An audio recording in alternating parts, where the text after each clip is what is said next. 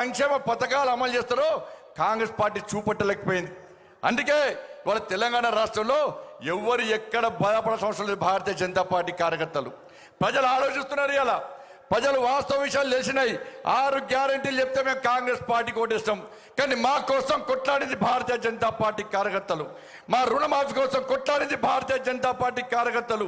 TSPSC paper leak అయితే అర్ధరాత్రి హైదరాబాద్ చౌరస్తాలో కొట్లాడి జైలుకు వెళ్ళింది భారతీయ జనతా పార్టీ కార్యకర్తలు. పోడు భూముల సమస్య వస్తే ఎస్టీల కోసం కొట్లాడి 45 రోజుల పాటు జైలుకు వెళ్ళి భారతీయ జనతా పార్టీ కార్యకర్తలు. ఎస్సీ ఎస్టీ బీసీ అగ్రవర్ణాల పేదల రిజర్వేషన్ కోసం కూడా మా కోసం కొట్లాడి జైలుకు వెళ్ళి వాళ్ళ జీవితాలను సర్వనాశనం చేసుకున్న కార్యకర్తలు భారతీయ జనతా పార్టీ కార్యకర్తలు. కానీ పొరపాటు చేస్తాం, మేము పొరపాటు చేస్తామని చెప్పి ప్రజలు ఇప్పుడు భావిస్తున్నారన్నా. కొట్లాడింది భారతీయ జనతా పార్టీ కార్యకర్తలు, వాళ్ళ జీవితాలను నాశనం చేసుకుంది భారతీయ జనతా పార్టీ కార్యకర్తలు.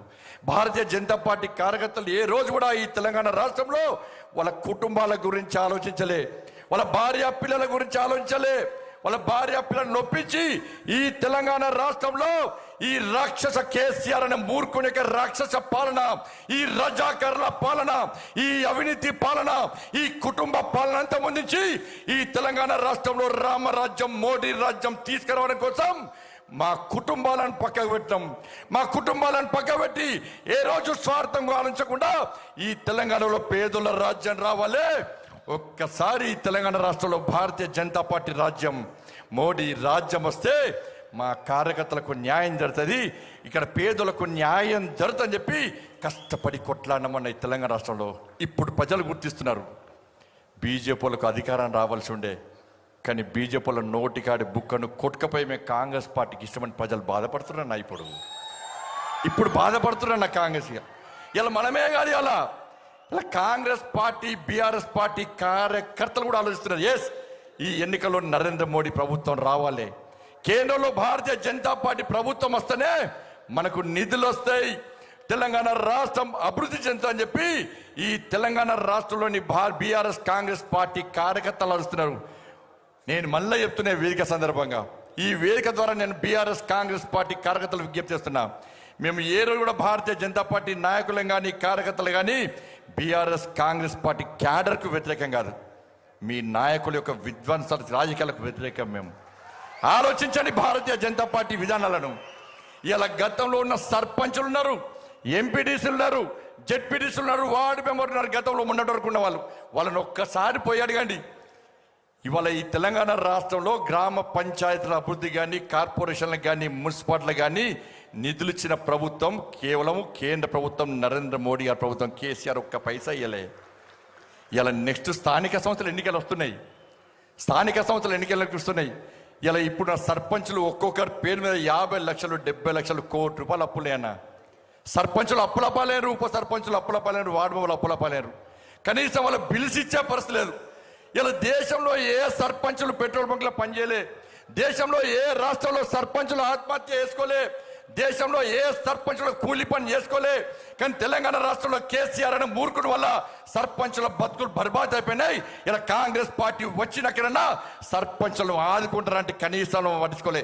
అందుకే బీఆర్ఎస్ పార్టీ కాంగ్రెస్ పార్టీ కార్యకర్తలారా, నెక్స్ట్ స్థానిక సంస్థల ఎన్నికలు వస్తున్నాయి. మీరు సర్పంచులు కావాలనుకుంటారు, మీరు జెడ్పీటీసీ కావాలనుకుంటారు, మీరు ఎంపీటీసీ కావాలనుకుంటారు. మాకేమి ఇబ్బంది రాదు, ప్రజల ఆశీర్వాదం మాకుంటే మాకు ఓట్లేస్తారు, మీకుంటే మీకు ఓట్లేస్తారు. రేపు గెలిచిన తర్వాత మీరు ప్రజల్లో తలెత్తుకొని తిరగాలంటే ఇలా కేంద్రంలో నరేంద్ర మోడీ ప్రభుత్వం ఏర్పడుతుందని ఇక్కడ ఎంపీలను భారతీయ జనతా పార్టీ గెలిపిస్తేనే మీకు నిధులు వస్తాయి, అధిక నిధులు వస్తాయి.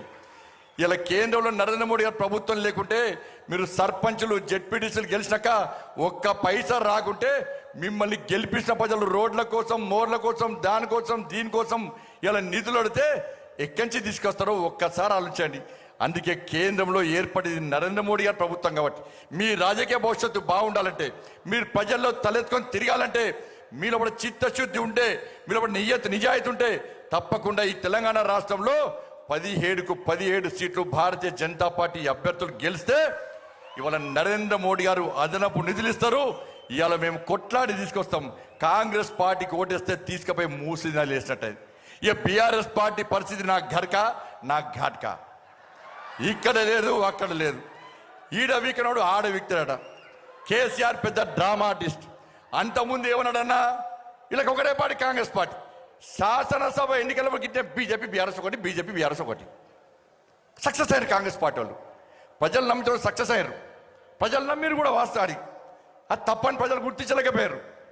మళ్ళా పార్లమెంట్ ఎన్నికలగానే మళ్ళీ బీజేపీ బీఆర్ఎస్ కూడా అంటున్నారు. కాంగ్రెస్ పార్టీ ప్రచార వస్త్రాలు లేవు. 6 గ్యారెంటీలు ప్రజలు నంబరం తెచ్చి ఇది స్టార్ట్ చేశారు. ఈ ఎన్నికల ముందు, శాసనసభ ఎన్నికల ముందు వాస్తవంగా జరిగింది ఏంటి అంటే, శాసనసభ ఎన్నికల ముందు బీఆర్ఎస్ పార్టీకి సంబంధించిన కొంతమంది మంత్రులు భారతీయ జనతా పార్టీలో చేరుతాను సార్, ఈ కేసీఆర్ ముఖం పెట్టుకొని ఓట్ల కోసం పోతే ప్రజలు చీతు అంటున్నారు, ఈ కేసీఆర్ ముఖం పెట్టుకొని ఓట్ల పోయే పరిస్థితి సార్, మాకు నరేంద్ర మోడీ ముఖం కావాలి సార్, నరేంద్ర మోడీ కావాలి సార్ మాకు అని చెప్పి చాలా మంది బీఆర్ఎస్ పార్టీ మంత్రులు బీజేపీలో చేరడానికి వచ్చారన్న వాస్తవం కూడా నాకు కలిసినప్పుడు. అప్పుడు రాష్ట్ర అధ్యక్షుడు నేనే, నన్నే వచ్చి కలిసిర్రు. ఈ విషయం తెలుసుకున్న కేసీఆర్ ఏం చేసిందంటే, కేసీఆర్ నటించడన్న నటనలో జీవితాడు, కుంపలు ముంచాడు తెలివి అంతా కూడా. అది గట్నే ఊరించుకుంటా మాటలు చెప్పి మన బతుకుని బర్బాద్ చేసి నాశనం చేసిండు.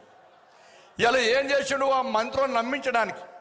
ఇలా ఏ నాయకుడైనా తన మీద విశ్వాసం ఉండే విధంగా ధైర్యం చెప్పలేదు ఎదుటి నాయకులకు. కేసీఆర్ మీద పార్టీ నాయకులకు విశ్వాసం లేదు.